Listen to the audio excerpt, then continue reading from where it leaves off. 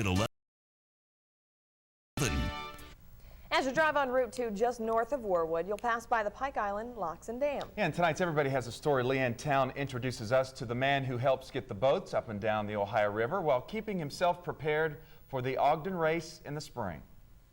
This Everybody Has a Story will really float your boat. The Pike Island Locks and Dam near Warwood seem to work like magic. Watch. Open sesame. Well, it's a bit more complicated than that. I'm responsible for getting boats safely and efficiently through the locks. We have 2 lock chambers. Through hydraulic pressure, we're able to manipulate valves that allow water to come in the lock, but it's gravity fed. Joe's the 3rd generation in his family to work for the Army Corps of Engineers. I've got a college degree, so I was supposed to be the generation that broke away from the river. Joe also keeps weather logs and hands them over each month to the National Weather Service.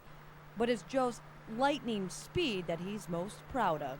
Passion now is what we call power walking, walking at a fast pace. He took 10th out of 160 walkers in this past year's Ogden race. 1972 and 1973, when I wore a younger man's clothes, I was a marathon runner. Yes, he battled the king of all races, the Boston Marathon. He's a busy beaver. Get it? Damn beaver. Anyhow, my point is, when does he train? In the season that I'm training for Ogden, which is the winter months, I would say I average at least a couple times a week that I walk to work, which is 7 miles. Move over, Nancy Sinatra. Joe's boots are also made for walking. And walking the locks, that's just what he'll do.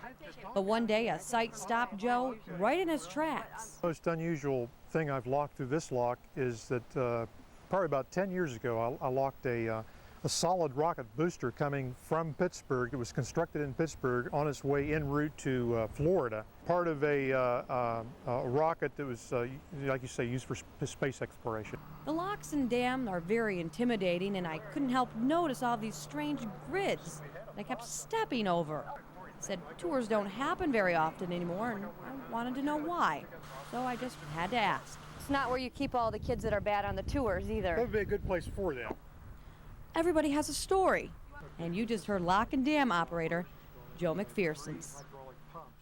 Homeland Security is pretty tight, so there are restrictions on the number of visitors who can visit Pike Island. But if you would like to see Joe and the locks in action, you can simply park your car outside of the gates along Route 2.